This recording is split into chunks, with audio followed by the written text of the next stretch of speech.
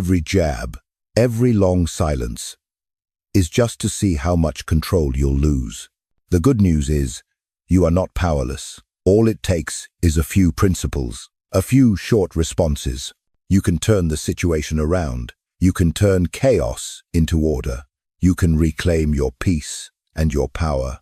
On this journey, you'll learn how to respond when you're insulted, when you're gaslighted, when someone tries to put you down. You'll learn when to stay silent, and you'll understand. Sometimes, the greatest power is not reacting the way they expect. If you've ever felt exhausted by difficult people, comment enough to mark that you're ready to take back control. Because the truth is, what drains us isn't the big fights. It's the tiny daggers hidden in everyday words. An annoyed sigh, a cold phrase. No one listens to me. Sounds familiar? It might be a coworker. It might be a family member, or someone you have to face every single day. And the moment that phrase hits your ears, your heart races. Your head heats up. You think, I have to respond now. I have to defend myself. But that very rush to react is their trap. You lose your calm. You say too much. And you walk away feeling defeated. Here's the truth. You don't need to fight fire with fire. What you need is a mirror, a way to make them reflect on their own words. And that is the first technique. A technique that turns a poisonous complaint into a moment where they step back while you keep control. If you want to know what this technique is, drop the word mirror in the comments. Get ready, because in just a few minutes, you'll have sharp tools to face anyone. Tools that help you stay calm, protect your value, and reclaim your control. From today on, I swear I will not let anyone take away my calm or my power. And now, let's step into the first chapter. Imagine you're sitting in a conversation. Everything is calm until the other person drops the familiar line, "No one ever listens to me." One sentence is enough to push you into defense. A spiral of thoughts spins in your head. I did listen. Why are they saying I didn't? Is it true I've never listened? You want to justify. You want to counter. You want to prove them wrong. And right then, you fall into the emotional trap. Because when they say no one or never, it isn't an objective truth. It's an emotional exaggeration, an extreme tossed out to make you react. What you need isn't to pour fuel on the fire. What you need is to hand them a mirror. Try responding with calm. No one ever listens to you. Really? Or more slowly, you think I've never listened to you. Hearing their own no one, never, echoed back, they pause. Deep down, they know the statement isn't accurate, and when you mirror it back, they're forced to see the irrationality in their own words. In that moment, you don't need to yell. You don't need long explanations. You only need a simple question, enough to cool things down. This is the power of the extreme mirror. It turns an attack into a chance to de-escalate. It brings the conversation from chaos back to reason, and most importantly, it helps you keep the initiative. Difficult people often want one thing: attention. They want to feel that someone is truly listening. When you reflect their words with a question, you don't invalidate their feelings. You're showing them, I hear you. I'm here. And that is the medicine they need, not endless arguments. Imagine another situation. A loved one says to you, "You always ignore me." Instead of rushing to argue, "No, it's not always like that." You can respond, "I always ignore you." Really, down to the lowest level. This technique doesn't make you a fighter. It makes you the one in control, the one who owns the game with calm. And remember, silence has never been weakness.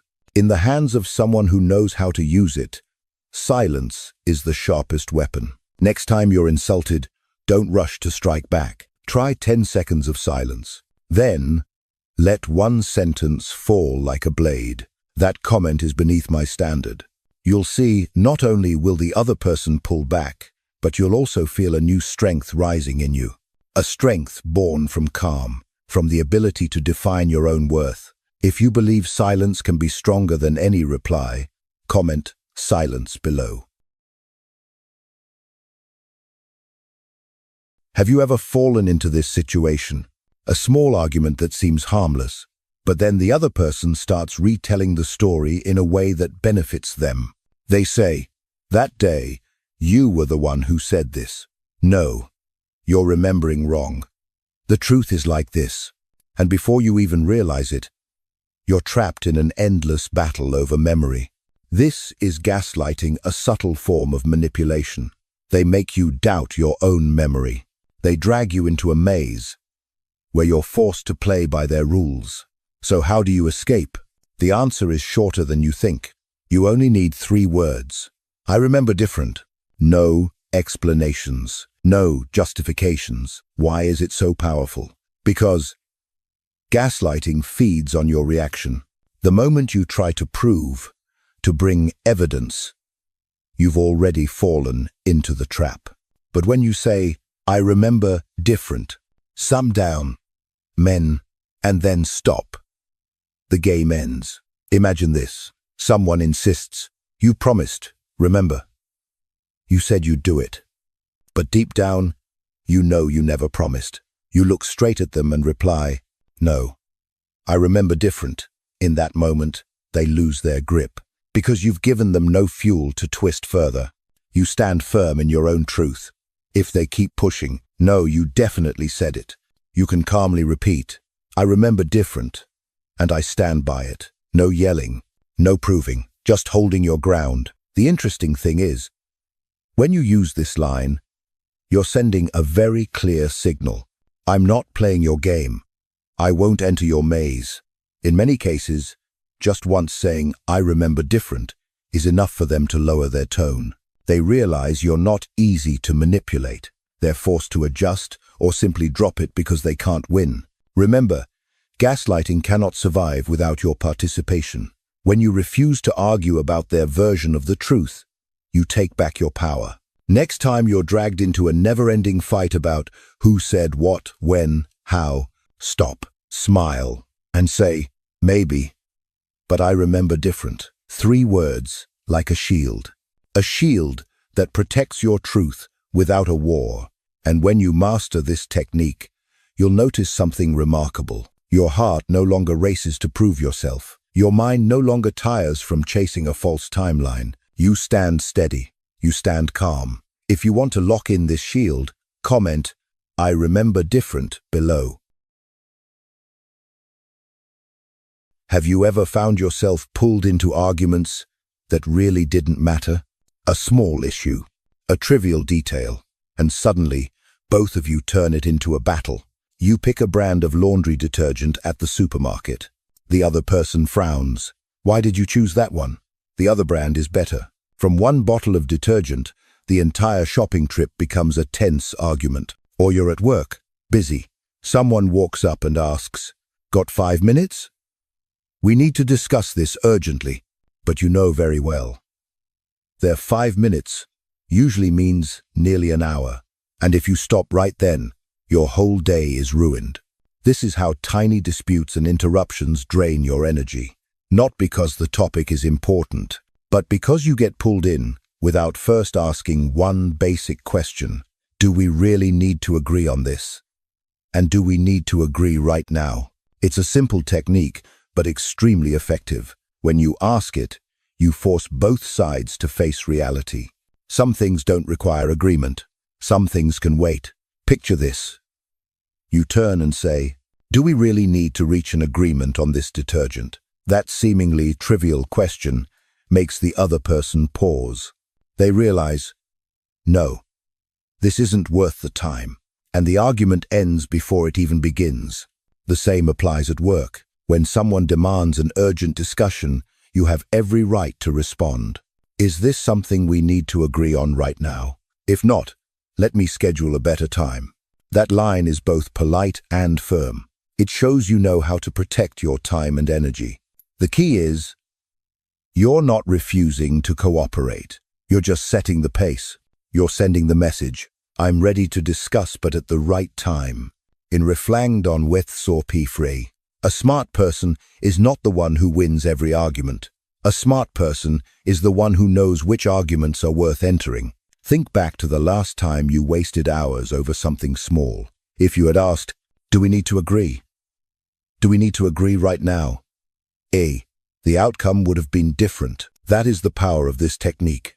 It not only shields you from meaningless fights, it also gives you control over your time, your peace, and your mental energy. Next time someone tries to drag you into a pointless battle, smile and ask, "Do we need to agree on this?" And if necessary, add, "Do we need to agree right now?" Simple, decisive, but powerful enough to end countless small wars before they even start. If you've ever been pulled into a meaningless argument, comment "not now" to remind yourself to use this technique. Have you ever sat at a dinner, a meeting, or a family gathering, and someone threw out a comment like a needle straight at you? Still single? Put on some weight lately? Heard your job's not going anywhere? They say it as if it's just a joke, but you know it isn't harmless. It makes your face flush, your heart race, your mind scramble for a comeback. What they truly want isn't your answer. They want your reaction. A frown, an argument, an outburst they can feed on. So don't give them that reward. Instead of blowing up, do something unexpected. Ask them to repeat it. Could you say that again? The moment you say this, the game changes. The person who mocked you freezes. The spotlight of the conversation no longer shines on you, it shines on them. Imagine this. Someone squints, smirks and says, "Still can't find anyone?" You don't blush. You don't lash out. You simply ask calmly, "Can you repeat that for me?" Suddenly, they feel like the foolish one. The first time they said it, they felt in control. But when asked to repeat it, the game isn't fun anymore. If they dare repeat, you reflected back. "You just asked me. Still single? Right?" Now, the entire table sees clearly who's being disrespectful. You don't need to get angry. Your silence and your short question already lower them. And if you want to push further, you can ask, "Did you say that to make me uncomfortable? Or was your intention to insult me?" They'll quickly retreat. "Oh no, I was just joking." But you know the joke is over. The power of this technique lies here. You don't play by their rules. You set new rules. You turn the sharp jab into a mirror, reflecting back on them. This is especially useful with relatives or co-workers who often joke too far. Sometimes, they don't realize their words hurt you, but when you ask them to repeat, they become aware of the impact, and in that moment, they learn your boundary. Think back to the last time someone mocked you. If you had asked, "Can you say that again?" things would have turned out differently. No fight, no harsh words, just one line, but enough to make them understand. You are not anyone's joke. If you agree that a single "say it again" can cut off a mocker's power, comment "say it again" below. Have you ever opened an email or message and instantly felt your heart race? A short line, cold, no greeting, or worse, just a message with 3 question marks. You read it, and immediately your brain screams, "They're disrespecting me. They're angry at me. They're trying to put me down." So you type a long 3-paragraph reply, explaining, defending, even counterattacking. The result? The exchange escalates. The air turns heavy, and you end up exhausted. The truth is, sometimes the problem isn't you. It's the tone. Some people simply don't know how to write emails, or they're just in a rush. But instead of assuming the worst, you can reframe the entire story with just one short question. What do you mean? For example, when you receive a blunt email, "Send report," you can reply, "Do you mean you'd like to receive the report before Friday?" Or when you get a harsh-sounding message, "Redo it," you can respond, "Do you mean rework just the data section or the entire document?" See the difference? You're not defensive. You're not throwing discomfort back. You're simply reframing, turning a harsh command into a clear, actionable request. This does three things at once. First, it protects your emotions. Second, it forces the other person to clarify what they want. Third, it creates a space of respectful communication, even when the start wasn't respectful. I remember once a colleague sent me an email with just 3 words: "Don't do that." If I had reacted immediately, that day might have turned into a nightmare. But instead, I replied, "Do you mean you'd like me to adjust the presentation style or stop the project entirely?" The result? He answered, "Just a small adjustment, don't misunderstand." Well do. I am on wall rating ray. Main. It is furs. I am on rays. Well. It is not without well. Rain. And selve. And I willed. Main. And I willed. Weld. And weld. Main. And I willed. One short question, but it saved the whole workday. You see, we often exhaust ourselves with assumptions. One exclamation point turns into rage in our mind. One incomplete sentence turns into disrespect. But when you ask, "What do you mean?" you take back control. You lead the other person from vague to clear. If you believe one question can turn tension into normality, comment, "What do you mean?" below.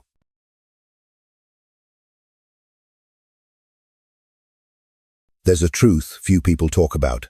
Many of the arguments you've been dragged into never required your presence in the first place. Think about it. How many times have you been pulled into a pointless verbal battle? A coworker snaps over something trivial. A family member gets angry over something small. And you, without thinking, react instantly. The result? Your energy is drained. And the problem goes nowhere. Here's the truth. You don't need to attend every argument you're invited to. You have the right to say no. You have the right to protect your peace. And that begins with your breath. When tension rises, your body usually holds its breath. Your shoulders tighten. Your neck stiffens. Your voice gets higher than normal. That's the signal. You're ready to fight, but you don't have to enter that fight. You only need to do one thing. Breathe. Inhale deeply. Hold it for a short beat. Exhale slowly. When you breathe, you reclaim your rhythm. When you lower your shoulders, you release the tension. And when you finally speak, your voice becomes steady and calm. But here's what really matters. Not every provocation deserves a reply.